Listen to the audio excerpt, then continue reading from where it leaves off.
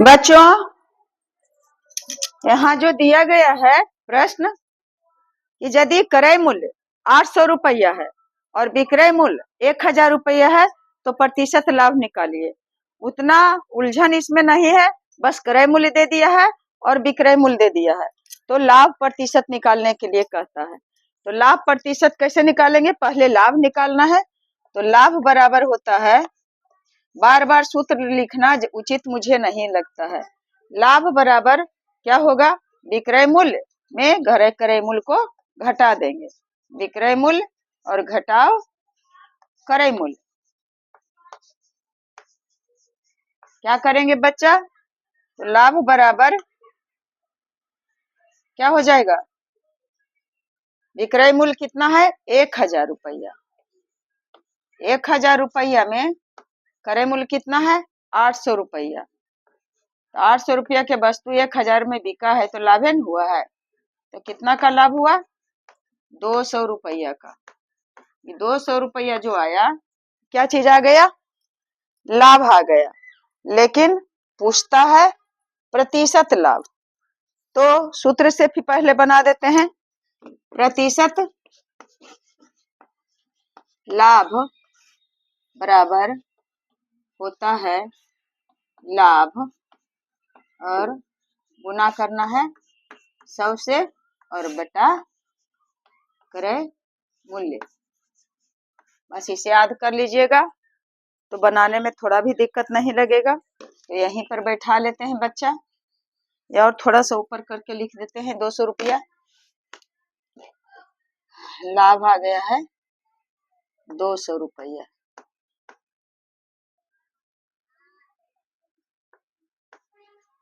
तो इसका सूत्र है लाभ यानी 200 और गुने 100 और बटा क्रय मूल्य है 800 रुपया की वस्तु, तो 800 रुपया।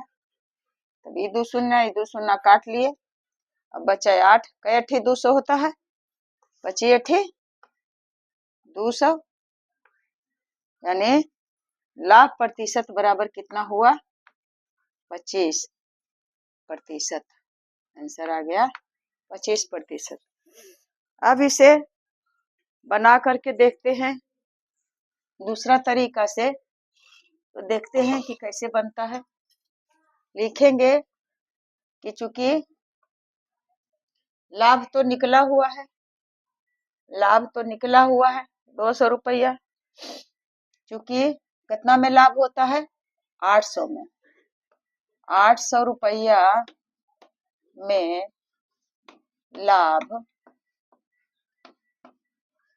कितना निकला? 200। 200 रुपया इसलिए निकालते हैं। पहले 1 रुपया में लाभ कितना हो जाएगा बच्चा? 200 और भाग दे देंगे 800 से, इतना निकलेगा। इसलिए कहता है क्या कि प्रतिशत लाभ निकालिए, यानी 100 में लाभ निकालना। तो 200 और बटा 800 और गुने 100, तो क्या हो जाएगा? ये 2 शून्य काट दिए और 25 अठी 200 इसे काट दिए, यानी कितना आ गया बच्चा? 100 में है निकाला हुआ, इसका मतलब प्रतिशत में आएगा। आंसर आ गया 25%। तो एक मैथ को हम 2 तरीके से बताएं। 25% इसका भी आया है और 25% उसका भी आया है। तो यह जो है बना हुआ सूत्र के हिसाब से, और यह जो बना हुआ है अपने माइंड के हिसाब से। तो आपको जैसे सुविधा हो, जिस तरह से आपको समझ में आ जाए और जल्दी बन जाए, बस उसी तरह से बनाने के लिए सीखें। और मैं तो कहती हूँ कि दोनों तरह का ज्ञान लें, ताकि जैसे मुझे बहुत दिन हो गया बनाए फार्मूला वगैरह, तो ऐसे ही बना लिए। ऐसे बनाने के लिए आ जाएगा तो फार्मूला अपने आप बनता है। फार्मूला किसी का बनाया हुआ नहीं है। तो अब मैं दूसरा मैथ इसी में लिखती हूँ और बताऊंगी कि दिया हुआ है बस बदल दूंगी सिर्फ। एक कलम का क्रय मूल्य दिया हुआ है, क्या चीज, 75 रुपया, नहीं 60 रुपया। कलम का क्रय मूल्य 60 रुपया और विक्रय मूल्य दिया हुआ है,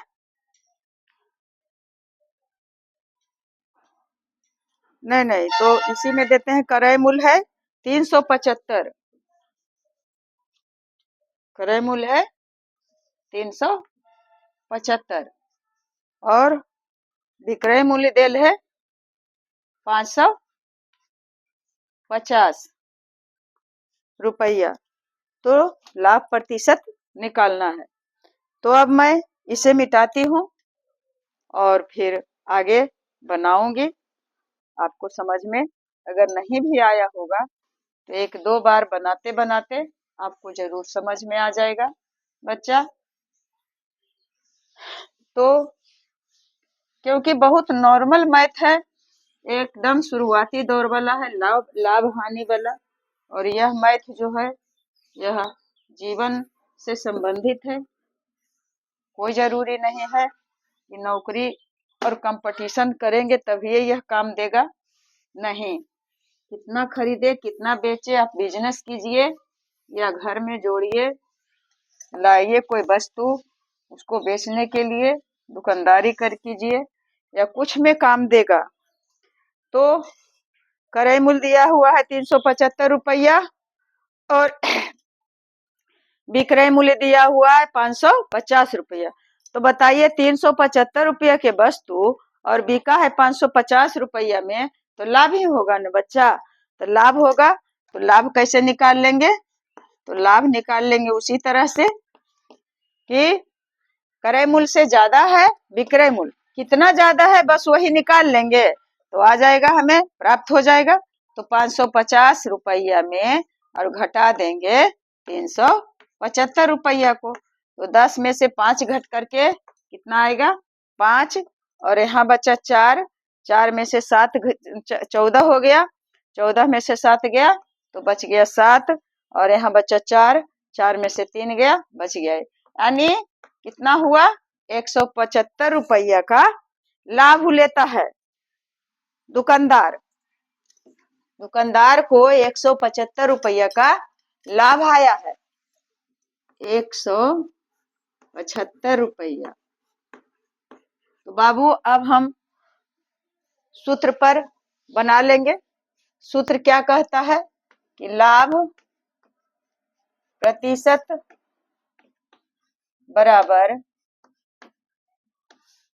क्या होगा, लाभ और गुने 100 बटा क्रय मूल्य, क्या हो जाएगा, तो लाभ प्रतिशत बराबर, लाभ कितना है 175 रुपया और गुने 100 और बटा कितना है क्रय मूल्य 375, 375 लाभ प्रतिशत ने कहता है निकाले ले, हाँ। तब काटेंगे, इसके लास्ट में 5 है, 5 है, 0 है, सब 5 से कटेगा, तो 7 पचे 35, यहाँ बचा 2, 35 2 37 और 2 पर 5 25, 75 पचे 325 और 20 पचे 100, फिर कटेगा 5 से, 15 पचे 75 और 4 पचे 20। अब 175 में और काट के 75 से देखते हैं, इसको काटते हैं तो 3 पचे 15, यहाँ बच गया 2 और 5 पचे 25, यानी 35 पचे 175 और 3 पचे 15, कितना आ गया है, अब यहाँ कर लेते हैं 35 गुने 4 और बटे 3, कटेगा 35, नहीं कटेगा, फिर गलती हुआ है कि कहीं, 3 पचे 15 और 2 17 और 5 पचे 25, ये कट गया 5 से, और फिर 75 पचे 7 पचे 35 और 2 5 पचे 25, ये दोनों कट गया। उसके बाद फिर 20 पचे 100 और 15 पचे 75, फिर 4 पचे 20 और 3 पचे 15, 35 और 4 में गुना करके कितना आ जाएगा? 5 चौके 20 और 4 तिया 12 दू 14, 140/3% को लिखेंगे कैसे? 140 में और 3 से भाग देंगे।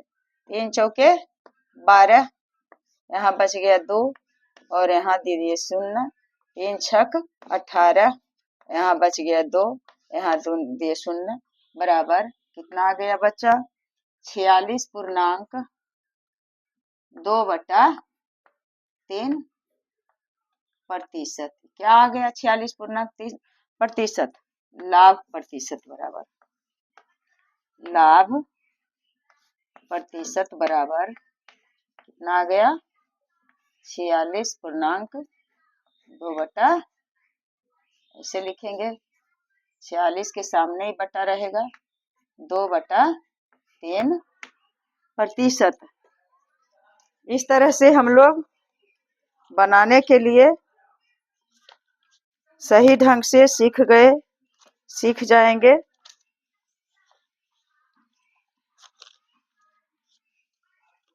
पाँच के F के 4, 2 के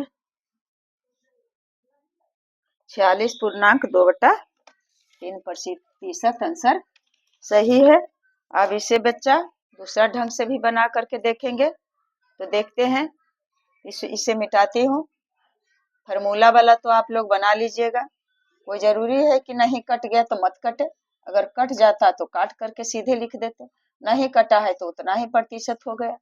अब इसे बनाएंगे किस ढंग से? एक एक नियम से हिसाब से, और इसको उत्तर को यहीं पर रखते हैं। उत्तर हम देख लिए हैं, सही है बना हुआ। अब लाभ निकला हुआ है 550 रुपया के वस्तु, 375 रुपया के वस्तु 550 रुपये में बिका, तो विक्रय मूल्य में घटा दिए क्रय मूल्य का, तो वह निकल गया लाभ।